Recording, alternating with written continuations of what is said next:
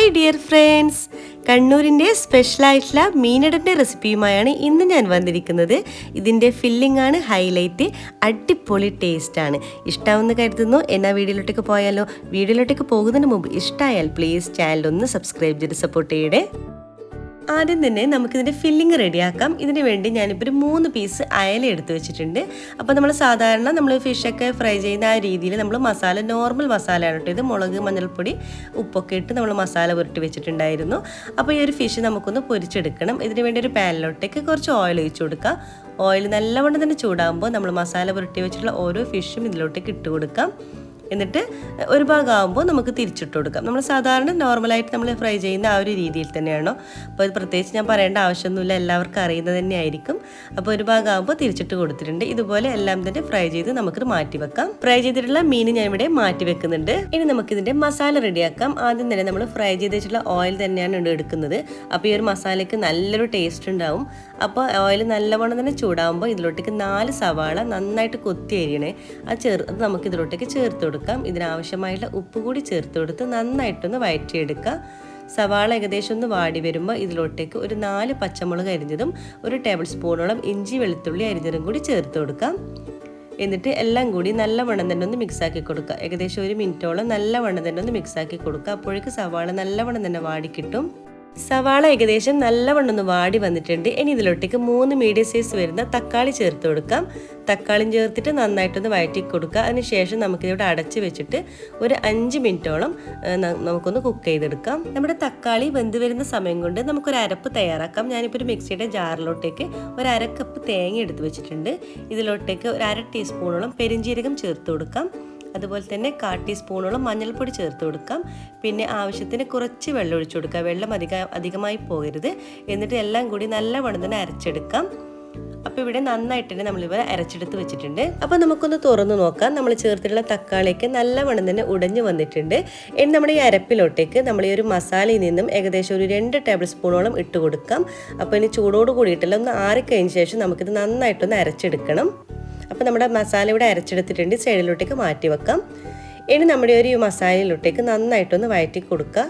അപ്പോൾ നല്ലവണ്ണം തന്നെ മിക്സ് ആക്കിയിട്ടുണ്ടെങ്കിൽ നമുക്ക് പൊടികൾ ചേർത്ത് കൊടുക്കാം. 1 ടേബിൾ സ്പൂണോളം ഗരം മസാല, 1 ടേബിൾ സ്പൂണോളം മല്ലിപ്പൊടി, ഇത്രയും ചേർത്തതിന് ശേഷം നന്നായിട്ടൊന്ന് വഴറ്റി കൊടുക്കുക. ഏകദേശം 1 മിനിറ്റോളം തന്നെ നന്നായിട്ട് വഴറ്റി കൊടുക്കുക. പൊടികളുടെ പച്ചമണം മാറി വരണം, അതുവരെ നല്ലവണ്ണം തന്നെ വഴറ്റി കൊടുക്കുക. ഇനി ഇതിലോട്ടേക്ക് നമ്മൾ ചേർത്ത് കൊടുക്കാൻ പോകുന്നത് ഫിഷാണ്. നമ്മൾ ആദ്യം ഫ്രൈ ചെയ്ത് വെച്ചിട്ടുള്ള അയിലയില്ലേ, അപ്പോൾ ആ അയില നമ്മൾ മുള്ളൊക്കെ കളഞ്ഞിട്ട് അതിൻ്റെ മീൻ മാത്രം എടുത്തിട്ട് കൈ കൊണ്ടൊന്ന് ഷ്രെഡ് ചെയ്തെടുക്കുക. അതിനുശേഷം നമ്മൾ ഇതിലോട്ടേക്ക് ചേർത്ത് കൊടുക്കാം. അപ്പം മുഴുവൻ ഫ്രൈ ചെയ്തിട്ടുള്ള മീനും ഞാൻ ഇതുപോലെ തന്നെ ഷ്രെഡ് ചെയ്തെടുത്തിട്ടുണ്ട്. അത് ഇതിലോട്ടേക്ക് ചേർത്ത് കൊടുത്തിട്ട് നല്ലവണ്ണം തന്നെ ഒന്ന് മിക്സാക്കി കൊടുക്കുക. അതിനുശേഷം നമ്മൾ അരച്ച് വെച്ചിട്ടുള്ള നമ്മുടെ തേങ്ങയുടെ അരപ്പ് കൂടി ഇതിലോട്ടേക്ക് ചേർത്ത് കൊടുക്കുന്നുണ്ട്. അപ്പോൾ ഈ ഒരു ഭാഗം നിങ്ങൾ സ്കിപ്പ് ചെയ്യരുത്. ഈ ഒരു അരപ്പാണ് ഈ ഒരു മസാലൻ്റെ ഹൈലൈറ്റ് എന്ന് പറയുന്നത്. അപ്പോൾ ഈ അരപ്പും കൂടി ചേർക്കുക. ബാക്കി വന്നിട്ട് ആ മിക്സിയിൽ ഇത്തിരി വെള്ളവും കൂടി ചേർത്തിട്ട് അതും കൂടി ഇതിലോട്ടേക്ക് ഞാൻ ചേർത്ത് കൊടുത്തിട്ടുണ്ട്. നന്നായിട്ടൊന്ന് മിക്സാക്കി കൊടുക്കുക. നല്ലവണ്ണം ഒന്ന് തിള വരണം. അപ്പോൾ ഹൈ ഫ്ലെയിമിൽ ഇട്ടിട്ട് നല്ല തിള വരുന്നവരെ നമുക്കൊന്ന് വെയിറ്റ് ചെയ്തെടുക്കാം. അപ്പോൾ ഇനി നല്ലവണ്ണം ഒന്ന് തിള വരണം. അപ്പോൾ അതുവരെ നമുക്കൊന്ന് വെയിറ്റ് ചെയ്യാം. അപ്പോൾ നമ്മൾ ഫ്രഷ് ആയിട്ടുള്ള ഫൈനലായിട്ട് കുറച്ച് മല്ലിയില ചേർത്ത് കൊടുക്കുന്നുണ്ട്. അതുപോലെ തന്നെ ഫ്രഷ് ആയിട്ടുള്ള കുറച്ച് കറിവേപ്പില കൂടി ചേർത്ത് കൊടുക്കാം. എന്നിട്ട് നല്ലവണ്ണം വീണ്ടും ഒന്ന് മിക്സാക്കി കൊടുക്കുക. നമ്മളിതിൽ ചേർത്തിട്ടുള്ള വെള്ളമൊക്കെ ഏകദേശം ഒന്ന് വെറ്റി വരും. കണ്ടോ, അപ്പോൾ തിള വരുമ്പോൾ തന്നെ അതിലുള്ള ചേർത്ത വെള്ളമൊക്കെ ഒന്ന് വെറ്റി വരും. അപ്പോൾ ഈ ഒരു സ്റ്റേജ് ആകുമ്പോൾ നമ്മളൊരു പാകത്തിനായി ാണ് കണക്ക്. അപ്പോൾ നല്ലവണ്ണം തന്നെ മിക്സാക്കി കൊടുക്കുക. അപ്പോൾ നമ്മൾ ടേസ്റ്റി ആയിട്ടുള്ള അടിപൊളി ഫില്ലിംഗ് ഇവിടെ റെഡി ആയിട്ടുണ്ട്. സ്റ്റവ് ഓഫ് ചെയ്യാം. അപ്പോൾ ഇനി മീനടക്കുള്ള മാവ് റെഡിയാക്കാം. ഇതിന് വേണ്ടി ഒരു ബൗളിലോട്ടേക്ക് 2 കപ്പ് അരിപ്പൊടി ഇട്ടിട്ടുണ്ട്. ഇതിനാവശ്യമായിട്ടുള്ള ഉപ്പ് കൂടി ചേർത്ത് കൊടുത്തിട്ട് നല്ലവണ്ണം തന്നെ മിക്സാക്കി കൊടുക്കുക. എന്നിട്ട് നമുക്ക് ഇതിലോട്ടേക്ക് വെള്ളം ഒഴിച്ചു കൊടുക്കാം. ഞാനിപ്പോൾ നോർമൽ വെള്ളമാണ് ഇട്ട് എടുത്തിട്ടുള്ളത്. എന്നിട്ട് വെള്ളം കുറച്ച് ഒഴിച്ചിട്ട് നന്നായിട്ടൊന്ന് കുഴച്ചെടുക്കുക. കുഴക്കുമ്പോൾ ഒന്ന് ശ്രദ്ധിക്കുക, ഒരു ഇത്തിരി ടൈറ്റിൽ വേണം നമ്മൾ കുഴച്ചെടുക്കാൻ. നമ്മൾ സാധാരണ പത്തിരിക്കൊക്കെ കുഴക്കുന്ന ആ ഒരു രീതിയിൽ നല്ലവണ്ണം ഒന്ന് കുഴച്ചെടുക്കുക. അപ്പം നമ്മുടെ മാവ് ഇവിടെ റെഡി ആയിട്ടുണ്ട്. നമ്മുടെ മാവ് ഈ ഒരു രീതിയിലാണ് കേട്ടോ വേണ്ടത്. കുറച്ച് ടൈറ്റോട് കൂടിയിട്ട് നമ്മളിത് പരത്തുമ്പോൾ ഇതുപോലെ കൈ കൊട്ടിപ്പിടിക്കാതെ ഇതുപോലെ ബോൾ പോലെ ആക്കി ഷേപ്പാക്കാൻ കഴിയുന്ന നിലയിൽ വേണം. അപ്പോൾ നമ്മുടെ മീനടക്കുള്ള കാര്യങ്ങളൊക്കെ ഇവിടെ റെഡി ആയിട്ടുണ്ട്. നമ്മൾ മാവ് റെഡി ആയിട്ടുണ്ട്, നമ്മുടെ ഫില്ലിങ് റെഡി ആയിട്ടുണ്ട്. പിന്നെ നമുക്ക് വേണ്ടത് കുറച്ച് ഇല വേണം കേട്ടോ. ഞാനിവിടെ കുറച്ച് ഇല എടുത്ത് വെച്ചിട്ടുണ്ട്. ഇനി ഇല നിങ്ങളുടെ കയ്യിൽ ഇല്ലെങ്കിൽ അലൂമിനിയം ഫോയിൽ ഉണ്ടെങ്കിൽ അതും നിങ്ങൾക്ക് ഇതിന് വേണ്ടി എടുക്കാം. അപ്പോൾ ആദ്യം തന്നെ നമുക്കൊരു ഇല എടുക്കാം. ഇതിൽ ഇത്തിരി ഓയിൽ ഒന്ന് തടവി കൊടുക്കാം. കയ്യിലും ഒന്ന് ഇത്തിരി തടവി കൊടുക്കുക കേട്ടോ. അപ്പോൾ അത് കൊട്ടിപ്പിടിക്കില്ല. അപ്പോൾ ഏകദേശം ഒരു ബോളിൻ്റെ ഷേപ്പിൽ നമുക്ക് എടുത്തിട്ട് കൈവെള്ളയിൽ വെച്ചിട്ട് നിങ്ങൾ വീഡിയോയിൽ കാണുന്നത് പോലെ ഇതുപോലെ ഒന്ന് ഉരുട്ടി ബോളിൻ്റെ ഷേപ്പിലാക്കി എടുക്കുക.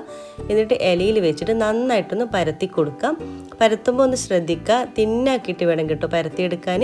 അപ്പോൾ അതുപോലെ തിന്നാക്കിയിട്ട് വീഡിയോയിൽ കാണുന്നത് പോലെ പരത്തിയെടുക്കുക. പരത്തി വെച്ച് നമ്മുടെ മാവിലേക്ക് ഈ നമ്മുടെ മസാല തയ്യാറാക്കിയിട്ടുള്ള മസാലയിൽ നിന്നും ഏകദേശം 1-1.5 ടേബിൾ സ്പൂണോളം മസാല ഫില്ലിങ് വെച്ച് കൊടുക്കുക. എന്നിട്ട് നന്നായിട്ട് ഇതുപോലെ നെടുഭാഗത്ത് സെൻട്രൽ ഭാഗത്തൊന്ന് ഇതുപോലെ പരത്തി കൊടുക്കണം. ഇനി നമ്മൾ ഈ ഒരു ഇല നമ്മൾ ഇതുപോലെ ഒന്ന് മടക്കി കൊടുക്കുക. നമ്മൾ ഇലയടക്ക ആക്കുന്നില്ല, ആ ഒരു രീതിയിൽ നല്ല മണന്നൊന്ന് മടക്കി കൊടുക്കാം. അപ്പോൾ ഈ ഒരു രീതിയിലായി കിട്ടും. അപ്പോൾ നമ്മൾ സൈഡ് ഭാഗമൊക്കെ ഇതുപോലെ ഒന്ന് പ്രസ് ചെയ്ത് കൊടുക്കണേ. അപ്പോൾ ഇതുപോലെ നമ്മൾ സൈഡ് ഭാഗമൊക്കെ ഇതുപോലെ ഒന്ന് പ്രസ് ചെയ്ത് കൊടുക്കണേ. അപ്പോൾ നമ്മുടെ ഒരു മീനട റെഡി ആയിട്ടുണ്ട്. ഇതുപോലെ ബാക്കിയെല്ലാം ചെയ്തെടുക്കാം. ഇനി തയ്യാറാക്കിയുള്ള ഓരോ മീനടയും നമുക്ക് വേവിച്ചെടുക്കണം. നമ്മൾ ആവിയിൽ വേവിച്ചെടുക്കുകയാണ്. സ്റ്റീമറിൽ വെള്ളം വെച്ചിട്ട് നല്ലവണ്ണം തന്നെ ആവി വരുമ്പോൾ നമുക്കിതിൽ ഓരോന്നും വെച്ച് കൊടുക്കുക. എന്നിട്ട് നമുക്കിതിനെ അടച്ച് വെച്ചിട്ട് ഒരു 20 മിനിറ്റ് നമുക്കിത് നല്ല ഹൈ ഫ്ലെയിമിലിട്ട് നമുക്കിതൊന്ന് വേവിച്ചെടുക്കാം. ഇതിൻ്റെ ചൂടൊക്കെ പോയി കഴിഞ്ഞാൽ ഇഷ്ടമുള്ള പ്ലേറ്റിലോട്ടേക്ക് മാറ്റാം. അപ്പം നമ്മുടെ മുഴുവൻ മീനടയും ഇവിടെ റെഡി ആയിട്ടുണ്ട്. അടിപൊളി ടേസ്റ്റാണ്. ഇതിൻ്റെ ടേസ്റ്റ് പറഞ്ഞറിയിക്കാൻ വയ്യ. നിങ്ങൾ ഈ റെസിപ്പി ഇതുപോലെ തന്നെ ഫോളോ ചെയ്ത് നോക്കണേ. നല്ല ടേസ്റ്റാണ്, അടിപൊളിയാണ്. പിന്നെ ഇത് സ്നാക്കായിട്ടും ബ്രേക്ക്ഫാസ്റ്റ് ആയിട്ടും ഡിന്നറായിട്ടും തയ്യാറാക്കാം. ഫില്ലിംഗ് ആണ് ഇതിൻ്റെ ഹൈലൈറ്റ്. അപ്പോൾ ഈ ഒരു രീതിയിൽ ഇതുവരെ ട്രൈ ചെയ്ത് നോക്കിയിട്ടില്ലെങ്കിൽ തീർച്ചയായും ഒന്ന് ട്രൈ ചെയ്ത് നോക്കുക. അതുപോലെ തന്നെ ട്രൈ ചെയ്ത് നോക്കുമ്പോൾ ഫീഡ്ബാക്ക് അറിയിക്കാൻ മറക്കരുത്. വീഡിയോ ഇഷ്ടമായാൽ പ്ലീസ് ചാനൽ ഒന്ന് സബ്സ്ക്രൈബ് ചെയ്ത് സപ്പോർട്ട് ചെയ്യണേ. അതുപോലെ തന്നെ ലൈക്ക് ചെയ്യാനും ഷെയർ ചെയ്യാനും കമൻറ്റ് ചെയ്യാനും മറക്കരുത്. ഇൻഷാ അല്ലാഹ് ഇതുപോലത്തെ വെറൈറ്റി റെസിപ്പീസുമായിട്ട് വീണ്ടും കാണാം. അതുവരേക്കും എല്ലാവർക്കും താങ്ക് യു.